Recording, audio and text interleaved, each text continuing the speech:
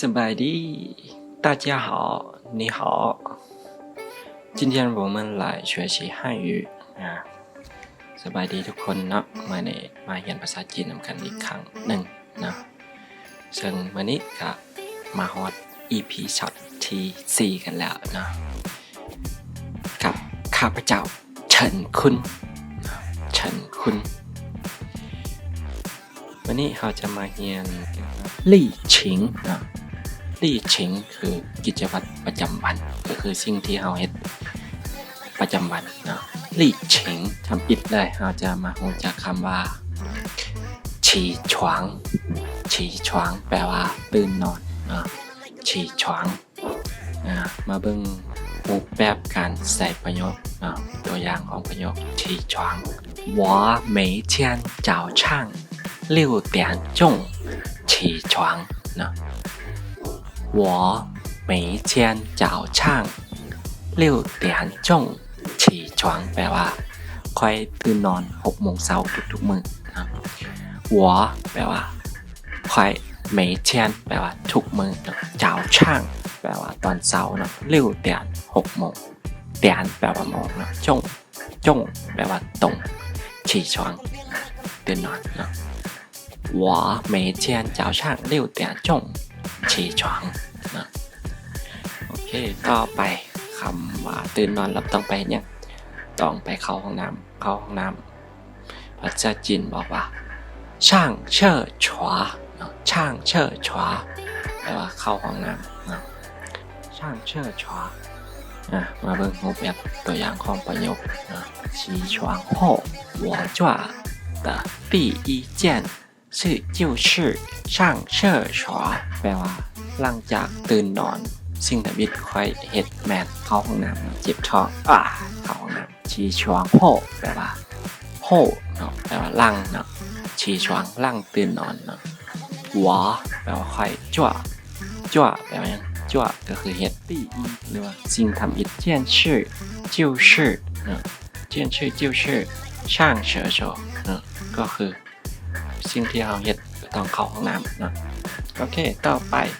คำศัพท์ต่อเข้าห้องน้ำต้องถูกแควนะตื่นนอนถูกแค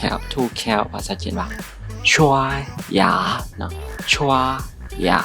เนาะชัวออกเสียงชัวปากกว้างเนาะชัวยาถูกแคว ยาแม่นแควเนาะโอเคมาเบิ่งรูปแบบประโยคกันเลย我们要养成每天刷牙的好习惯我们แปลว่าพวกเขาเนาะ我ละค่อยคนเดียวเนาะมันเป็นคำขยายของ我แสดงให้เห็นว่ามีหลายคนเนาะ我们要นี่มันแปลได้หลายอย่างนะอันนึงคือต้องการเนาะ要ในที่นี้ครับแปลว่าต้องเนาะ养成เนาะฝึก每天เนาะ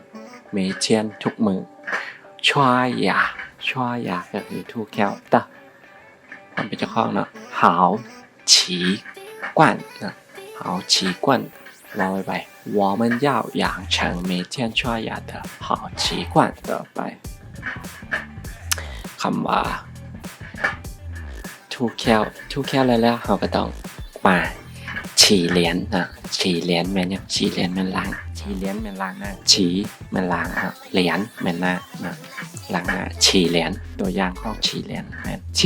冷了我开始用热水洗脸了อากาศหนาวแล้วค่อยเริ่มต้องการน้ำอุ่นล้างหน้านะ天冷了นะ天冷了หนาวแล้วนะก็ได้นะหนาวแล้วเทียนแปลว่ามือเหลิงหนาวแล้วนะ我ค่อย开始แปลว่าเริ่มนะย่งใส่นะแปลว่าใส่หรือว่าต้อง热水热แปลว่าร้อนนะ水แปลว่าน้ำในที่นี้热水แปลว่าน้ำอุ่นนะว่าแม่น้ำร้อนได้洗脸了ล้างหน้าแล้วนะ天冷了我开始用热水洗脸了天冷了我开始用热水洗脸了อากาศหนาวแล้วค่อยเริ่มต้องการน้ำอุ่นล้างหน้าต่อมาคำว่า วีผมนะวีผมเขาว่าชูโถชูโถวีผมนะมาเบิ่งรูปแบบประโยคชูโถวีผม洗完了后我就开始梳头นะอันนี้แปลว่าหลังจากล้างหน้าค่อยก็เริ่มวีผมนะ洗完นะ洗完เหรียญโหฉีแปลว่าล้างหวานแปลว่าแล้วเหรียญหน้าโหหลังจากล้างหน้าแล้วค่อยก็หวอจิ้วจิ้ว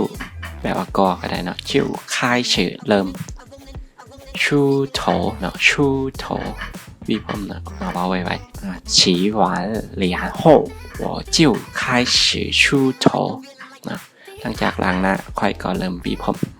ค่อยก็วีผมนะก็ได้นะต่อมาคำว่าผู้หญิงมักเลยเนาะแต่งหน้าแต่ว่าผู้ชายสมัยนี้ก็แต่งให้กันแต่งหน้าว่าอะไรหัวจวงเนาะหัวจวงแปลว่าแต่งหน้าหัวจวงเนาะหัวจวงเนาะอย่าไปออกเสียงตัวชอเด้อตัวซีนี่นะออกตัวชอต้องออกตัวจอเนาะหัวจวงเนาะหัวจวง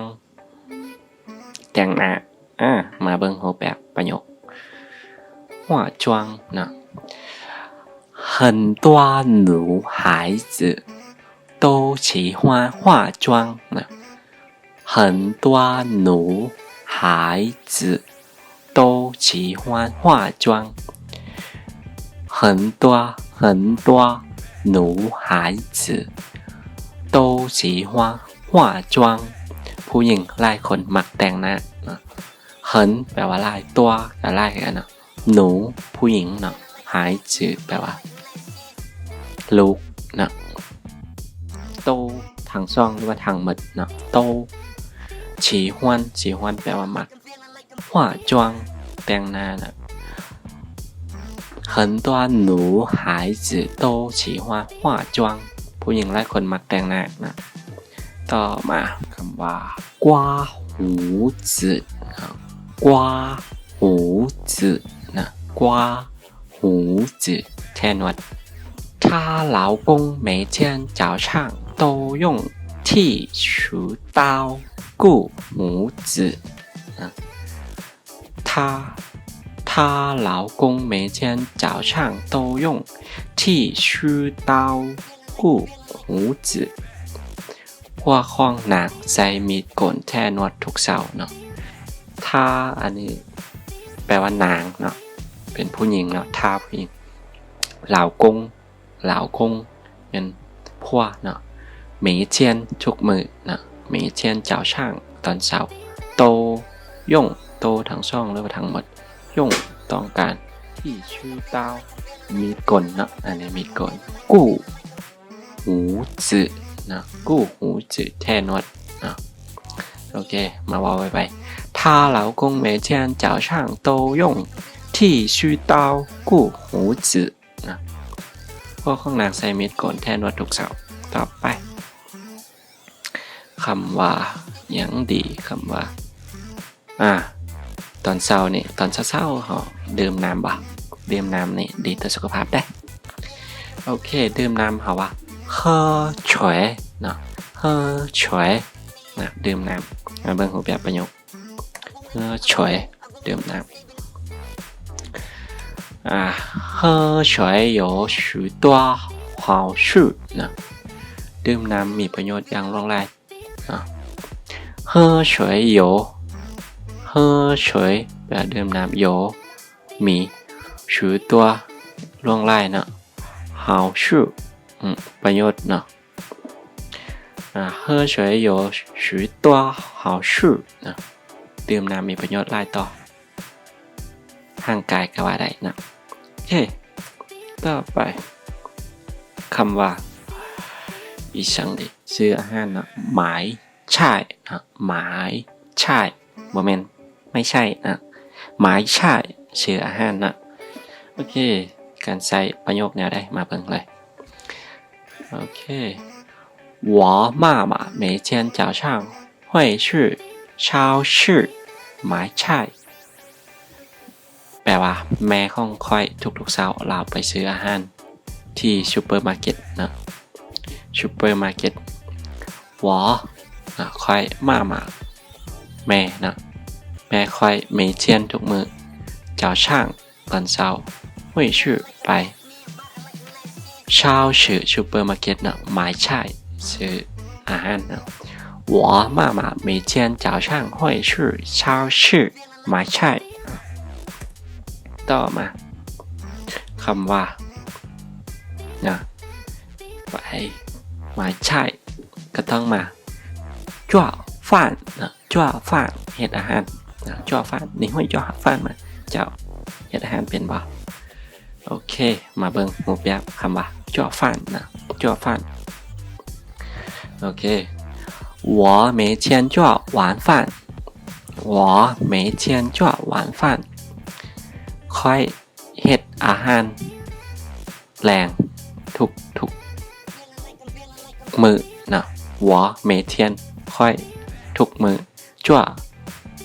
หวานฟันเฮ็ดอาหารแรงทุกมื้อนะโอเคมาฮอดนี้เต้าเจ้อเหลเชื่อว่าการสอนมื้อนี้ก็หมดเท่านี้นะขอบใจทุกคนที่ติดตามรับชมรับฟังนะอย่าลืมกดไลค์เพจกดแชร์ให้ได้นะขอบใจเชียร์